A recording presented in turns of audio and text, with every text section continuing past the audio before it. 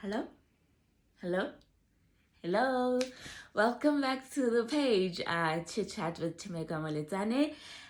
It's good to be back, and let me introduce myself. I am Chimeka Henkeman. Yes, I got married on a Saturday, married the love of my life, and it was amazing. It was perfect. It was beautiful. So I have officially changed my name on all my social media accounts. However, I've kept the name of this page as Chimeka Molitane for the time being, because I would love my foundation to be under the Molitane name. However, we'll see how it goes. I'll see how it goes. So I'll keep the page as it is, Chimeka Molitane, the Anxiety Princess, and welcome back. It's good to be back. I know that I've been gone for a week, like I've been silent for the past week, and simply because I had to plan my wedding myself. And obviously, my anxiety was sky high, like it was bad, guys, because obviously I had to control everything that was happening. And you know, when you have an idea of how you want your wedding to be, and then now all of a sudden you need to readjust your thinking into something smaller. So that's basically where I was at. I was supposed to get married on the 12th of September, and unfortunately, due to COVID, we didn't do any planning since we went into lockdown in March.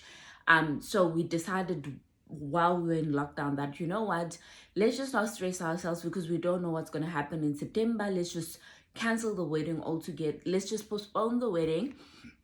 So we postponed the wedding. We got a date for next year. However, due to the fact that we were already staying together, we decided we needed to do the right thing. Therefore, we decided let's have something small while my mother was here visiting and just officially get married in the presence of our parents. And that's basically what we did. And it was perfect. It was beautiful. But I am still going to have another wedding next year. I'm gonna have my white wedding and my traditional wedding, where now it will be friends and family. But honestly, if I could get some of my deposits back, I would be happy not to have a wedding next year. Like, I think Saturday was so perfect that I was content and I was happy with the way everything turned out. So that's where I'm at. I'm officially Mrs. Hankerman, and it's been wonderful. Nothing has changed really. We're still the same old. Nothing has changed in our relationship. I'm just a wife, he's a husband, and we're still crazy. We still go on. Everything is still basically normal. So that is basically that. And I'm sorry for my silence, but I'm back now. And I decided let me just ease into being back, which is a little bit of a lighter topic as to what anxiety has taught me, lessons I've learned along the journey. But before I get into that topic a little bit more, I'd like to just say thank you guys. I had to send out invites uh for the page because I was getting quite a lot of invites from my personal account, because what I used to do, I used to post on the page and then share the content on my personal page. And then I was getting quite a lot of requests on my personal account. And obviously, I still want to maintain my personal account as my personal space, and everything related to what we're talking about needs to just be limited to the page. So I sent invites, and thank you to everyone who has accepted. We have over 200 followers now, and it's fantastic. Thank you so much, guys. And then the last video, emotional baggage, is doing so well. It's over 300 views, and the first video is almost at 500. So it's been fantastic. I think the emotional baggage one has been received quite well, and I will be doing a second video of that emotional baggage because I couldn't cover everything I wanted. That's not all the emotional baggage I have and all the emotional baggage you guys should be thinking of. There is a whole ton. So later on, I will do, in the few coming weeks, I'll do an emotional baggage reload basically. So that's where we're at. And now this week we're on video number 6. We're on video number 6, and we are talking about the lessons that I've learned throughout my anxiety journey. And I think this is not just limited to someone who's suffering from anxiety, but it's just when you have gone a life-changing experience, there is some lessons that you've learned, and I hope you can relate to some of this. And I think it's something you can apply to your life-changing experiences that you're going through, and maybe just adjust some things in order to go on your own well-being journey. So I hope this will help even people who are not going through anxiety, but everyone who has gone through a life-changing decision. I'll be happy if people can share what they've learned from their life-changing decision. This is purely mine, and obviously Pink Book is here. So this morning I jotted down some things, some pointers that I'd like to cover, and I've limited it to 10 things which I think are very important, which I will cover. Again, I'm not promising that I'll try to keep this video as short as possible. I think that hasn't worked. So let's just see how we go. I'll aim for 35 minutes. And hopefully I get to cover everything I want. This is not a comprehensive list of what I've learned, but these are the most important things that I've learned. Cool. Let's jump into it. So the first thing that I've learned is to seek help. So this one is very important because while you are going through that journey, there are certain things that you need to do, like as I've mentioned in my previous video, go to the doctor, go for counseling, and just educate yourself about what you're going through. That's very important. You need to speak out, you need to seek the help, the mental health, because there is somebody who is equipped to deal with what we're going through. And that is the first thing that I had to learn, simply for me, because it was the fear that something was really wrong with me. However, the first thing that I did was to seek help. And in whatever you are doing, in whatever you are going through, whether it be mental illness, whether it be life-changing experience, whether it be loss of a job, loss of a loved one, you need to seek help. There is someone out there who's more equipped to deal with what you're going through. There's someone who has gone through a similar thing, and they can actually provide you and equip you with the tools that you need to overcome what you're going through. So that's the first one, is to seek help. And obviously in my previous videos I've touched on this one for quite a bit, so I'm not gonna dwell into it very much. So in my videos I've told you all the help that I went through in order to actually be in a position to say the only thing that is wrong with me is that I have anxiety. So that's the first part, is to seek help. The second thing is a very, very, very important one. This is, you need to put yourself first. This journey, actually, it has taught me that I'm always compromising to make everybody else around me happy. Like, I would find myself being invited to things where I was not in a very good emotional state to be, but because I'm a people pleaser, then I end up putting that person first. I'm not saying that we can't put our friends first, we can't put other things first, but it's just that sometimes when you are overwhelmed, when you are in a space where you just need to be yourself, you need to put yourself first. So this journey has taught me to be selfish if needed. If it's not good for my well-being, then it's not good. Like, and the people that are in your life will understand. Like, if you can't put them first for that specific thing, they will understand that you are going through something and you need to put yourself first.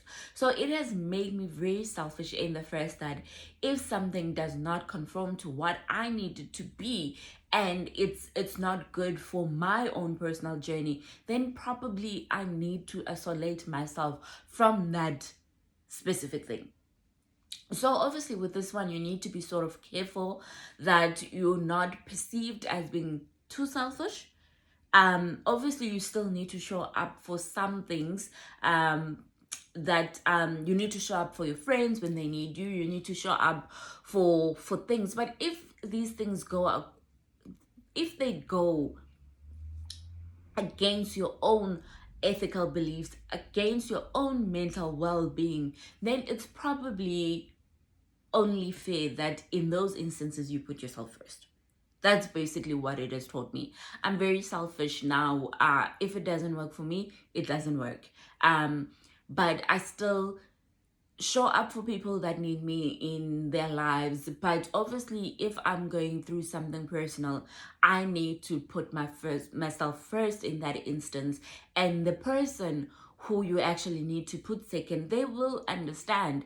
If they love you enough and know what you're going through, they will understand. So this journey has taught me that I come first in everything that I do. I need to come first. So that is the most important lesson that I've learned, that the minute I stopped trying to please everyone, I started understanding myself more, and my body started to appreciate the things that I'm doing for it. Okay. So that's the second one that I've learned, is to put myself first. And the third one is cut out to cut out the fat and the people that are weighing you down. Like that is very important, is to cut out people that don't add value, but they taking away from you. I touched on this on the last video, that I had friends that were taking and not giving anything back. And if you are still in that position where you always giving and giving to people, it's not limited to friends, it's limited to family, it's limited to your colleagues, you need to cut out the fat. There are people who in your life who are weighing you down. There are people in your life who are not adding any value. If anything, they're taking away and making you feel so exhausted at night. Like some of my anxiety has been caused by people who are always in a position of receiving, people who always have expectations, people who feel entitled into my life, people who impose their entitlement, that I'm your family member, therefore no, trim out the fat, guys. Especially if you're going through something that's changing, in the fact that it's linked to your emotional well-being, you need to be blunt and straight with the people that are causing you all that stress and headache, and just say, listen, I am cutting you out because of A, B, and C. If you are not willing to change, then you can't be in my life. Like, at this point in time, I'm dealing with this, and you are adding to what's happening to me. You're not helping the situation. If anything, you're making the situation work. So trim out the fat, cut down on people who are basically using and abusing you. That's basically what it means. And you need to be able to identify those situations. These are the people that were never there when you need them, but whenever they need you, they expect you to show up. It's as simple as that. They expect you to show up. So cut down, trim down the fat. If you can't address, obviously before you can trim the fat, you need to sit with the person and actually tell them, listen, this is what I'm going through, and this is what I've perceived from our friendship, or from our relationship, or from the family perspective, that you actually are always in a position where you want to receive, where I constantly need to put you first, and I do not like it. Are you willing to change? And if the person tells you you're being dramatic, all of that, then if people start becoming very defensive and basically justifying their actions, then there's something for you to assess there, that really, really, really, is this person that selfish, that they're not willing to understand the position that I'm in? So address the problem, and if through that problem you guys can't find a common understanding, then you don't need those people in your life. At least you don't need to keep them at bay. They need to be very far away from you, because they're adding to your emotional illness, basically. So that is that. And then the other thing that I've learned is that you need to heal. You need to learn to heal from past hurts. You've been hurt. We understand that, but it's time to heal. You need to heal from any past hurt you've been through. And if you're constantly telling yourself or the person that I have forgiven you, then you can't be in a position where you revisit that subject and say, you did this to me. you need to come to a point where you actually deal with the emotional hurt. You need to deal with any kind of hurt that you've been through and find ways to actually heal from that and move on, because it's holding you back. Like whatever the person has done to you, and you told the person that I forgive you. The minute you tell someone you forgive them, you need to learn to let go. Um, when someone says to me, I'm sorry, I'm very blunt to say at this point in time, I can't forgive you, because what you did to me is very painful for me to actually let go. And I've often found myself previously, before I started adapting this mentality, that when someone said I was sorry, I forgave, but I didn't forget. And I'd find myself, if I'm in a position where I'm having a disagreement with this person, I'll always refer to what they did and be like, you did A, B, and C. And the minute you keep referring to things that have happened in the past, then it kind of reveals that there is something that you haven't dealt with yourself. So you need to learn to move away from past hurts. Like if you've moved on something and it no longer bothers you, there's no point for you to mention it. And if then you're still mentioning it, that means you haven't dealt with it enough. That's purely my observation, that whenever I brought up something that has happened to me in a fight, whether it be with Kian, and I always refer to things that happen, then it almost, I immediately be like, I thought I had forgiven this, but clearly you haven't. So there's almost like unresolved emotional baggage, basically, that you need to resolve. The minute you can actually move away from something and it stops being a hindering thing or something that you're always making reference to, I think then you have learned to deal with it correctly. And if you feel as though you haven't found that contentment and forgiveness, then it means obviously there is something there that needs you to explore in order for you to come to a position where you actually are like, okay, I'm good, I've dealt with it, I'm moving on. So like I said last week, the moment your heart feels content, I think that's the moment where you realize that you've actually dealt with something. So you need to learn to find a way to let go of past hurts. And if they have not been dealt with, don't lie to the people in your life and say, I forgive you, I've moved on. Whereas you're going to come back and be like, you did this to me. So you need to deal fully with your emotions, deal fully with your past hurts, because they are holding you back. Okay, that's number 4. And then number 5 is that if someone loves you, they will stay no matter what. And this is not limited to my love life. Like the fact that despite me being mentally ruru, Keegan still married me. No. It's not that. It's friends, it's family, that because when you're going through mental illness, you're needy. You're very needy. Like you're constantly out reaching for someone who can listen. You just need someone who's going to give you a chance to say what you're going through, to say that you are going through so many symptoms but you don't know what's wrong. You need someone who's going to listen. And some people get tired of listening. And I think if people are getting tired of listening to the bad things that are happening in your life, then you need to question it. Why do they always need to hear about the great things that are happening? Why can't they support you through the bad as well? So I think if someone really, really, really loves you and cares about you, they will stay.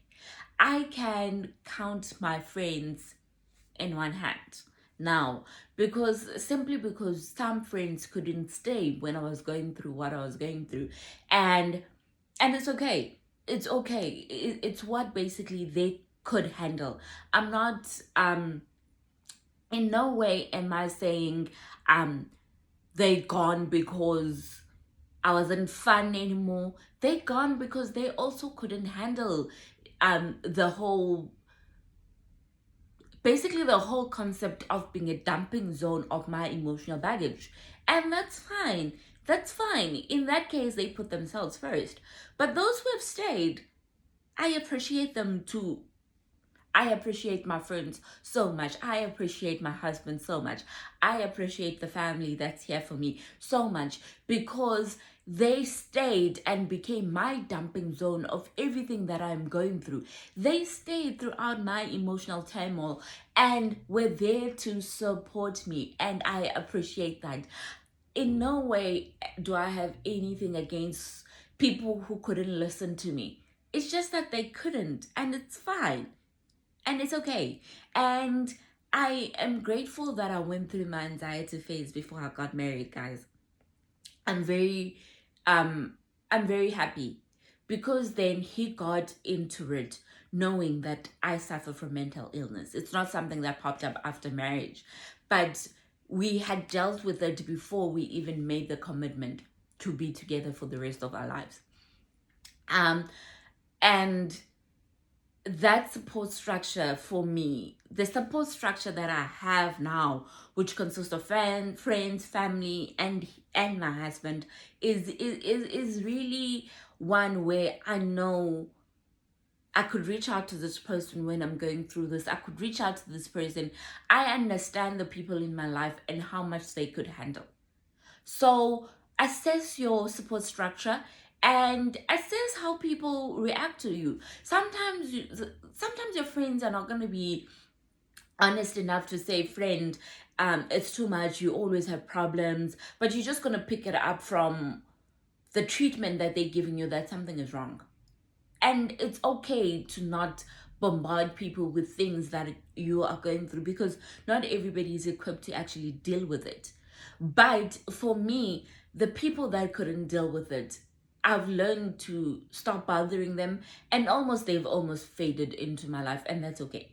Like I'm good with it. I'm really good with it. So learn to understand different people's ability to handle emotional stress, and because when you're dealing with emotional things, you need a dumping zone. So the people in my life, they are my dumping zones because they need to be able to listen to me. That's basically what's happening. So the people that you have that have stayed throughout your emotional turmoil, that is your ride or dies, basically. So if someone loves you and cares enough for you, they will stay when you're no longer fun. But if they don't, they will leave because you're no longer fun. And you need to start questioning the kinds of people you are keeping in your life, basically. Cool. That was 5. And then the 6th one is that we are not immune to anything. For the life of me, when I had my first panic attack, I didn't understand why I'm having it. Like, I honestly thought I've got a better handle in what was happening in my life. I thought I had a better handle in what's happening at work. I thought I was okay. I honestly thought I'd never suffer from mental illness. Like, I had not educated myself enough about people that were dealing with depression, people that, like, for me, when someone said they had anxiety, I honestly thought it was that feeling when we're saying, oh, I'm anxious. I honestly thought that was it until I experienced it. And the first couple of months, I was like, why me, God? Like, I've got a handle on my life. Why did you have to dump this on me? And now that all these things are happening, I'm educating people about this, and I stand as a mental illness advocate. I'm like, why did I think I was immune to it? Why do you think you're above something? Basically, this is just anything that happens in your life. Basically, you're not immune to anything. Just because you have so much money, you're successful, you got a great family, you have a good wife and kids, you can't get something. That's not how life works.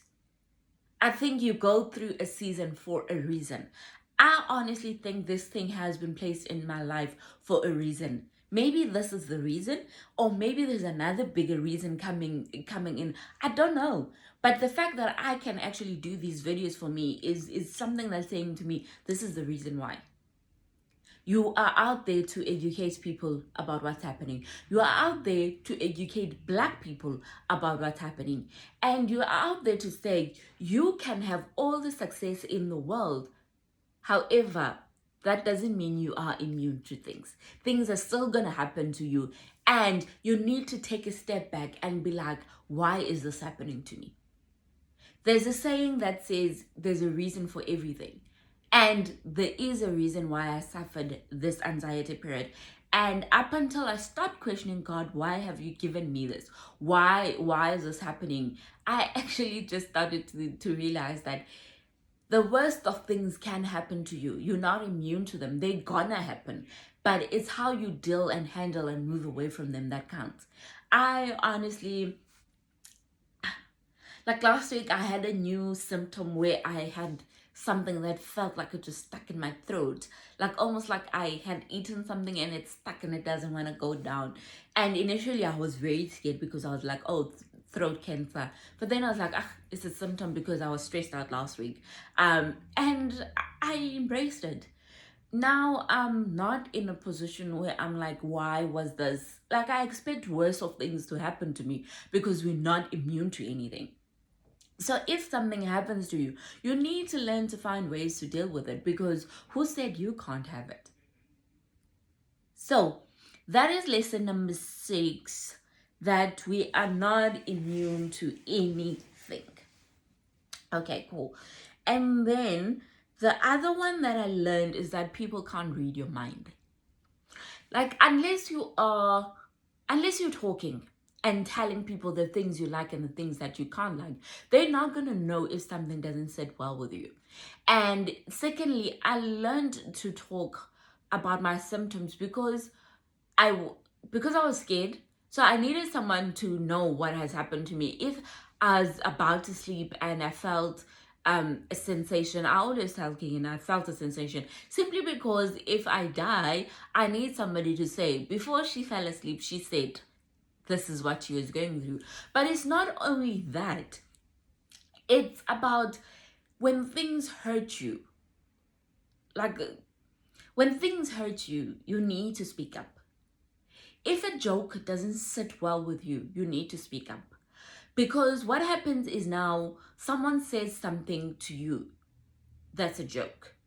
And to them it's a joke, but to you it's not. You laugh, you like pull a fake smile at the person, and then you go home. And then you ponder on it, and you assess it from all angles, and you start hating on the person.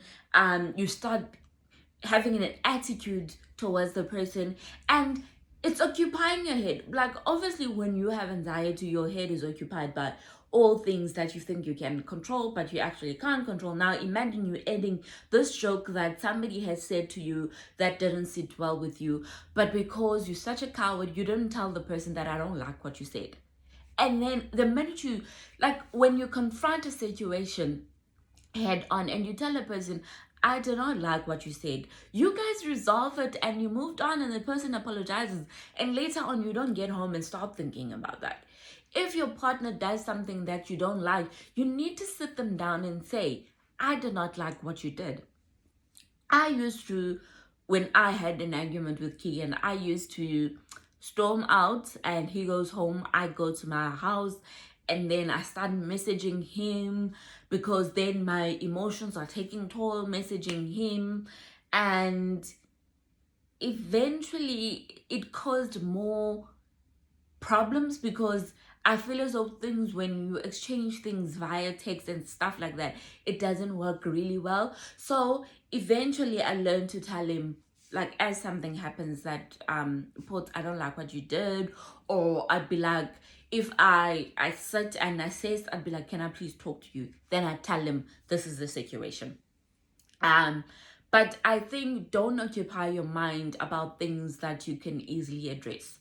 Like people can't read your mind. People can't say that she didn't like this, because at that moment you didn't react like someone who didn't like something.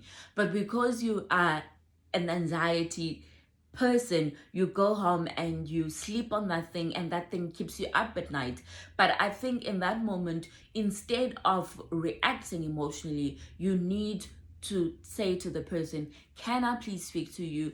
I did not like what you said to me, A, B, and C. And you guys move on from it, and it's done. So that is not only that, if somebody at work does something that you don't like, you need to mention it. If your parents do something you don't like, you need to be in a position to tell them, I did not like this A, B, and C because it made me feel A, B, and C, and this is how I would have liked you to handle it. And you guys move on. It's done. That's basically another lesson that I've learned. And then the other lesson that I've learned is that it's not an easy journey and you won't heal overnight. This one I learned within the first few months, because I was going for counseling and I was getting all these techniques of coping, but I expected them to work overnight. Like, I expected to wake up one day and be fine. And I soon got to realize that that's not really how it works. Basically, you're gonna go through this thing and you're gonna go through it for a very long time. And I actually realized that because I was so consumed about these things working, these things taking effect very immediately so that my anxiety could go away, I actually suffered more. I suffered more in the sense that I was always so busy trying to find the next best thing that is going to help this thing to go away, basically. And that, I won't lie, it added to my anxiety because I was constantly anticipating that something is going to work. But I don't think mental illness is an overnight switch. I have been sick for over a year and 6 months now. And it hasn't gone away. I'm still getting my symptoms. I still getting many attacks, but I think now I stopped living according to expectation that it will suddenly, I will wake up one day and it's gone, because I know it's a journey. I know that it's due to things that I have not addressed in my life, and up until that point that I have addressed those things, I'm not going to be fine. So you can't now start meditation, start doing yoga, start going for walks, start taking your medication, start doing your breathing techniques, and then you think you're fine. That's not how it works. Anxiety is triggered by something. Mine was triggered by work, but that was due to other things. It was triggered by the fact that I was working so much, but within that, there were some emotional things which I touched on last week. And obviously, I did say that there are some that I haven't worked through. And obviously, up until a point where I have worked through them, then I'm going to be suffering from my anxiety. So you need to trust the process. You need to walk the journey, and you need to stop anticipating it to finish just because now you're on medication. Medication just allows you to manage it. It doesn't mean that it's working now. So you need to realize that it's a process. You're not going to wake up feeling fine. Do the coping mechanisms, and it almost becomes managed as opposed to better. That's basically what it means. It means that it's just that you're finding a way of coping with it. You're finding a way of just functioning very well. However, up until that point where you deal with the emotional side, you can't expect an overnight success. That's basically what it means. Okay, where are you that now? I've passed 33 minutes, so definitely it's not going to be 35. So I think we're going for another 40 again. The other thing that I've learned is that it's okay not to be okay. This is so cliche. This is like a cliche line, but I like this saying very much because I allow myself to go into moments where I'm not emotionally okay, where I go through a trance of that I am really dealing with some hectic baggage. I just want to sleep, and it's okay. Like, you need that. I honestly don't like people who are strong 24/7, because I honestly think they get home and they break down. I honestly think those people, once they find that one thing, once they hit that one thing that basically breaks everything, they're gonna break.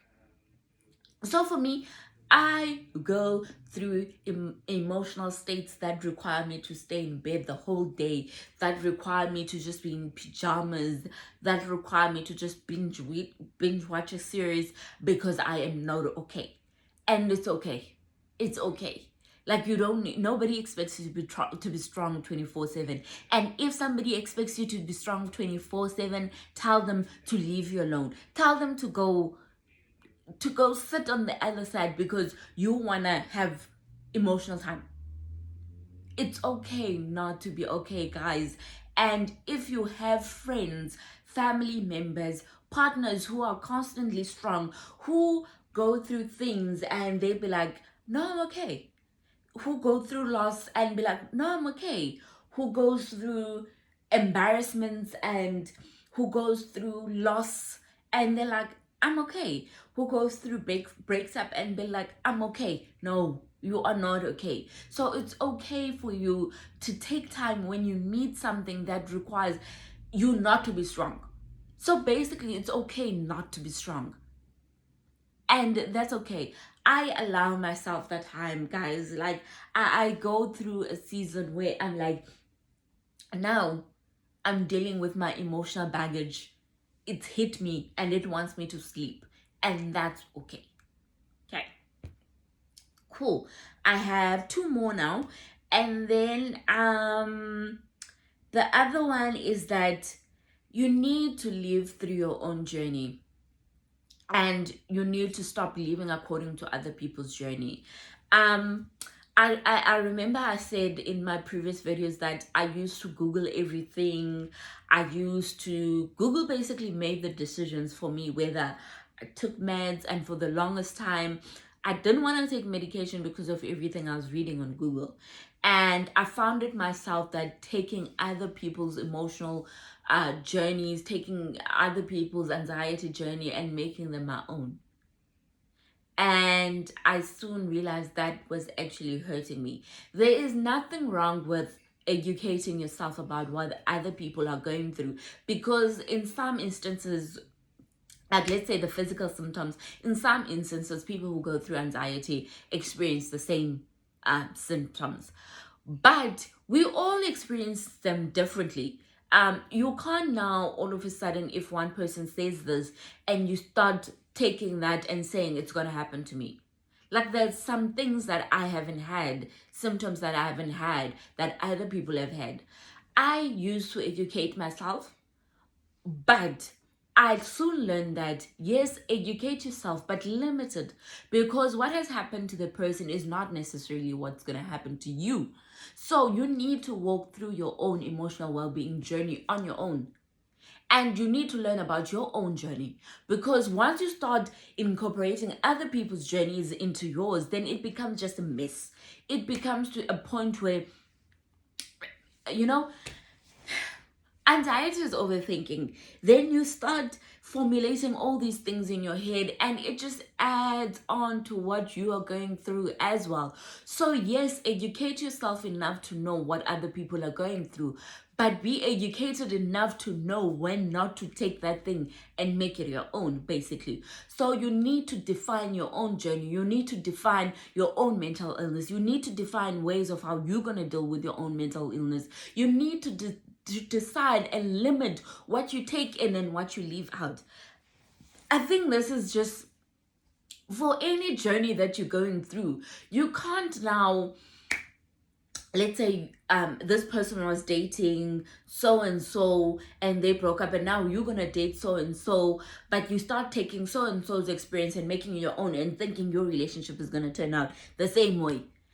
That's just, it's just how it is. You can't start a new job and someone tells you their experience that, oh, my boss was horrible to me when I started. And now when you're starting, the first thing you think is that your boss is going to be horrible to you. That's not how it works. You need to define your own journey. You need to walk through your own journey. You need to tell your own story about what you're going through. Yes, be informed, but limit what you actually take away from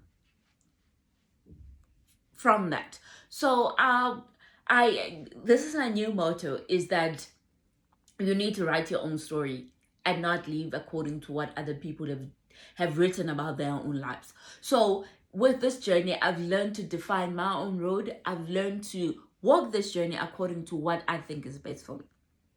That is that. And then the last thing that I've learned is that you can't control everything, and that's perfectly fine. Your best is your best.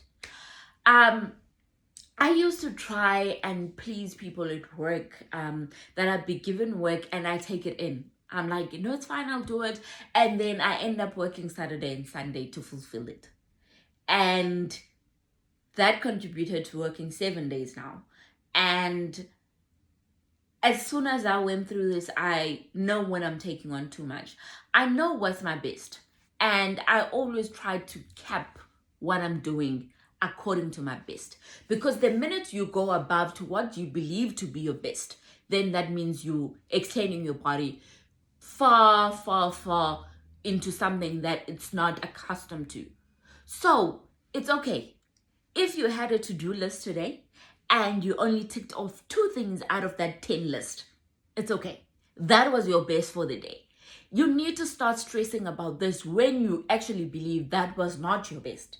Then that means you're not doing your best. But if you know that I've tried to attack this day according to my best, then you've tackled the day according to your best. And it's okay if you didn't get through everything. That's perfectly fine. You've covered enough as to what you were supposed to cover today. So it's okay. You can't control how people think of you. You can't control the amount of people that don't like you. It's okay. That's their own thing. You go to bed and you sleep knowing that the person who's sleeping next to you likes you. So it's okay. Just do the best. And whatever you define as your best, and you do something and it meets that best, then you've done enough for the day. Because the minute you start doing above your best, then you're exerting your body into something that's more than what it can handle. And that comes back to bite you. And that increases your anxiety. So that's basically that for this week.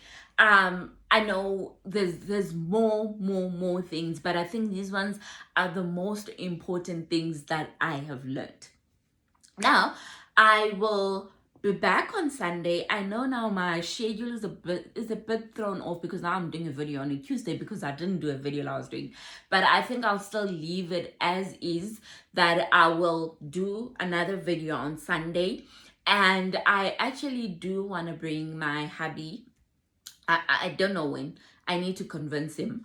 I do want to bring him in one of these weeks to just basically talk through his experience with what I went through and how he found ways to support me and what this journey has taught him. We won't ask him how did he manage to score such a beautiful wife, but we'll just kind of touch on his own experience of my journey. He is camera shy, but I will try to convince him one of these weeks that we actually do a video together so that he can educate other people out there of how to support their significant others who are going through a similar thing. But I hope you will enjoy this video. And I hope you will tune in on Sunday for another video. And as usual, I will be posting some content to keep you guys busy up until Sunday.